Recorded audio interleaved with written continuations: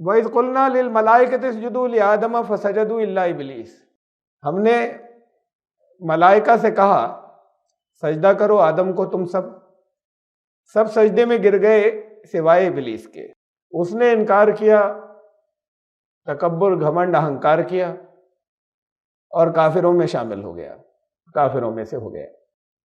پہلا سوال یہاں پر جو آتا ہے وہ غیر اللہ کو سجدے کا ہے کہ ہم نے آدم سے کہا کہ سجدہ کرو، ہم نے ملائکہ سے کہا آدم کو سجدہ کرو۔ اب اس پر جو اعتراض آتے ہیں یا اس کے جوابات جو دیے جاتے ہیں ان میں کئی طرح کے جوابات ہیں۔ یہ کہ بھئی اللہ ہی نے منع کیا غیر اللہ کو سجدہ مت کرنا، وہاں اللہ نے حکم دیا تھا تو کرنا تھا۔ ایک تو جواب اس کا یہ دیا جاتا ہے، پورے طریقے سے اطمینان بخش نہیں ہے بات۔ یہ جس چیز کو اللہ نے ہمیشہ منع کیا، سختی سے منع کیا کہ غیر اللہ کو سجدہ نہیں ہوگا، وہ پھر مخلوق سے اس چیز کا حکم کسی ایک جگہ کسی خاص موقع پہ بھی مخلوق کو کیوں دیا؟ اب ایک کے لیے ایک موقع پہ بس یہ ایکسیپشن تھا کہ ہم نے اللہ نے حکم دے دیا کہ نہیں یہاں کرو، آئندہ ہمیشہ کو منع کر دیں گے کہ اللہ کے سوا کسی کے آگے سجدہ مت کرنا۔ ایک تو یہاں سوال یہ پیدا ہوتا ہے کہ سجدے کا حکم حضرت آدم کو دیا تو یہ کیوں دیا؟ اور سجدے ہی کا تذکرہ پھر میں اور ساتھ میں رکھ دوں کہ سورہ یوسف میں بھی آیا، وہاں تو اللہ کے حکم کی بات بھی نہیں تھی کہ جب حضرت یوسف علیہ السلام کو مصر میں پاور مل گئی اور ان کے بھائی، وہ پورا واقعہ گزرا، آپ میں سے بہت زیادہ تر لوگوں کے علم میں ہوگا، ان کے بھائیوں نے جنہوں نے سازش کی تھی ان کے خلاف، ان سب پر کھل گیا کہ اب یہی ہمارے بھائی ہیں اس وقت جو پاور میں ہیں۔ انہوں نے معافی مانگی، حضرت یوسف علیہ السلام نے معاف کر دیا اور کہا کہ جاؤ ہمارے والد کو لے کر آؤ، تم لوگ سب میرے والد کو یہاں پر لے کر آؤ۔ تو پھر وہ والدین کو لینے کے لیے وہ بھائی گئے اور لے کر آئے۔ پھر تو وہاں پر قرآن میں ہے کہ وہ سب سجدے میں گر پڑے یوسف کے آگے۔ اب یہ بات تو یہاں تو یہ بھی نہیں لکھا ہے کہ اللہ نے حکم دیا تھا انہیں کہ یوسف کے آگے سجدہ کرو، حضرت یوسف کے آگے، پھر وہ بھی والدین بھی اپنے لڑکے کے آگے سجدے میں گر جائیں۔ ان والدین میں بھی ایک نبی ہیں، حضرت یعقوب علیہ السلام۔ حضرت یعقوب علیہ السلام والد ہیں، تو ماں باپ میں وہ جو والد ہیں وہ نبی ہیں، وہ سجدے میں گر گئے حضرت یوسف علیہ السلام کے سامنے۔ تو پھر سجدے کی اگر یہی مطلب ہے تو پھر یہاں تو یہ اس جواب سے یہاں بات کلیئر نہیں ہوتی کہ یہ تو اللہ نے حکم دیا تھا۔ تو سجدے کا میں نے آپ کو بتایا نا کہ ایک ذکر اور ہے سورہ یوسف میں غیر اللہ کو سجدے کا، وہ حضرت یوسف کے آگے سب سجدے میں گر پڑے، سارے بھائی اور ماں باپ۔ دیکھیے سجدہ، پہلے سجدے کو سمجھ لیں۔ سجدے کا مفہوم جو آپ کے ذہن میں ہے وہ نماز والا سجدہ ہے۔ اس کا مطلب یہ نہیں ہے، سجدے کا مطلب یہ نہیں ہے نماز والا سجدہ۔ نماز میں جو سر جھکاتے ہیں اسے بھی سجدہ کہتے ہیں، لیکن سجدے کا مطلب یہ نہیں ہے کہ ایسے ہی جو شکل آپ کو معلوم ہے نماز میں، ماتھا زمین پر ٹیک دینا کسی کے آگے، سجدے کا مطلب یہ نہیں ہے۔ نماز میں یہ ہے سجدہ، سجدے کی شکل یہ ہے۔ قرآن شریف میں ہے، دیکھیے یہ سورہ حج ہے، آیت نمبر 18، الم تر ان اللہ یسجد لہ من فی السماوات ومن فی الارض والشمس والقمر والنجوم والجبال والشجر والدواب وکثیر من الناس۔ تم نے دیکھا کہ اللہ ہی کو سجدہ کر رہے ہیں جو بھی آسمانوں اور زمین میں ہیں، اور سورج کر رہا ہے، چاند کر رہا ہے، تارے کر رہے ہیں، اور پہاڑ ہیں، درخت ہیں، اور باقی سارے جاندار انسان کے علاوہ، اور انسانوں میں سے بھی بہت سے۔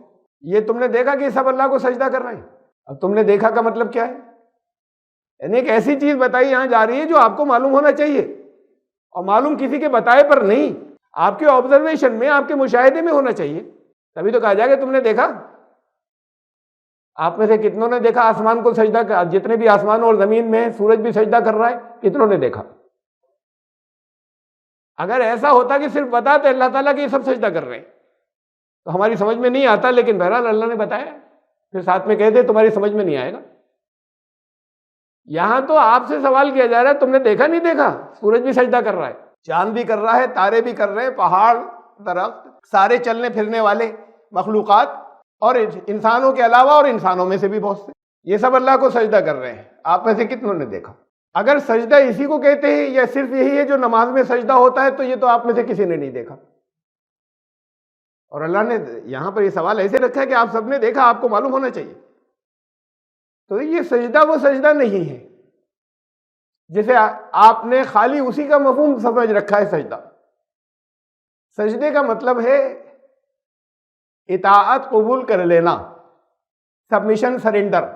کسی کے آگے ایسے جھک جانے کا مطلب کوئی فزیکلی ہی نہیں، مادی طور پر جھکنا ہی نہیں، بھوتک طور پر، بلکہ جو وہ کہے اب ہم نے سرنڈر کر دیا، آپ کی بات مانیں گے، حکم کے تابع پورے ہو جانا، اسے سجدہ کہتے ہیں. آسمانوں اور زمین، چاند ہے اللہ کے قانون کے مطابق چل رہا ہے، ذرا سا اس سے نہیں ہٹتا. سورج ہے، ستارے ہیں، پہاڑ ہیں، درخت ہیں، لیونگ تھنگز دوسری ہیں انسان کے علاوہ، اور بہت سے انسان یہ اللہ کے قانون کو تسلیم کرتے ہیں اور پورے طریقے سے اللہ کے قانون کے پابند ہیں. اسے سجدہ کہتے ہیں.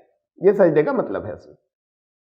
وہ نماز میں سجدہ اپنی جگہ ہے کہ بھئی پورے طریقے سے اطاعت قبول کرنے کا ظاہر مظہر ایک یہ بھی ہے کہ سر جھکا دو، اس لیے اس کا نام بھی سجدہ رکھے. لیکن سجدے کا اصل مطلب یہ ہے. تو حضرت یوسف علیہ السلام پاور میں تھے مکمل، وہاں پر اللہ نے ان کو اس جگہ پہنچایا، تو ان کے والدین اور ان کے بھائیوں نے بھی یہ قبول کیا کہ یہاں پر جیسے آپ نظام، اس قانون جو کچھ بھی چلائیں گے ہمیں پسند ہے، آپ اللہ کی مرضی کے مطابق اس نظام کو چلائیں گے، ہمیں پسند ہے، ہم اس نظام کے انڈر میں، اس نظام کے تحت چلیں گے. یہ تھا سجدہ، اسے سجدہ کہتے ہیں. یہ ایسا نہیں تھا کہ وہ نماز کی طرح ان کے پیروں میں جھک گئے تھے.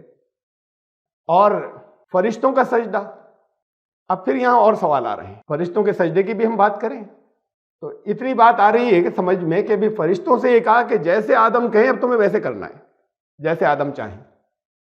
اس کا مطلب کیا ہے اور اس کا مفہوم کیا ہے؟ تو اللہ کے حکم پر چلتے رہتے ہیں. اب یہ آدم جیسے کہیں ویسے کرنا، اور اس کے آگے اور پھر سوال اٹھتے ہیں. ابلیس نے نہیں کیا، یہ کہاں سے آ گیا؟ حکم تو فرشتوں کو دیا گیا تھا. قرآن شریف میں یہ جتنی جگہوں پر کئی جگہ آئی ہے یہ بات ایسے ہی آئی ہے.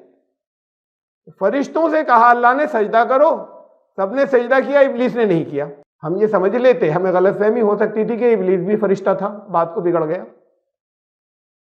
لیکن قرآن نے اسے بھی واضح کر دیا، یہ سورہ کہف میں ہے، سورہ نمبر 18 میں، کہ وہ جنوں میں سے تھا.